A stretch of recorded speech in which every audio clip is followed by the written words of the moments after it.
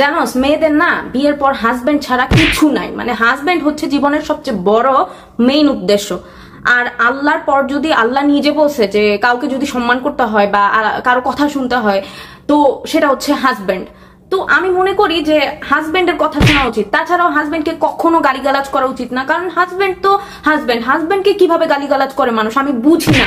মানে ওরা যা বলে তাই মেনে নিতে হয়, এটা নিয়ম, মেয়েদের নিয়ম, এটা আল্লাহ মেয়েদের নিয়ম।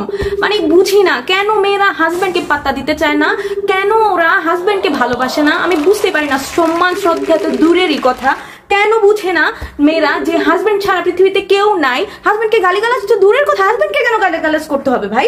হাজবেন্ডকে কেন গালিগালাজ করতে হবে? 1 মিনিট। হ্যালো, ওই কুত্তা, তোরে বলছিলাম ফোন দিতে, বারবার ফোন দিতে আসছিস, দেখতেছিস না আমি ফোন কেটে দিচ্ছি? তার মানে কি আমি বিজি থাকলে ফোন দিতে হয় না? তুই জানোস না? অমানুষ, অজা কুজা, অমানুষ, অসহ্যকর। ফোন না, আর ফোন দিবি না আমারে, বেয়াদব। হ্যাঁ, তো কি বলতেছিলাম যে হাজবেন্ডকে কখনোই গালিগালাজ করা যাবে না, আর তার সাথে সবসময় ভালো ব্যবহার করতে হবে। ঠিক আছে বান্ধবী, বুঝতে পারছিস?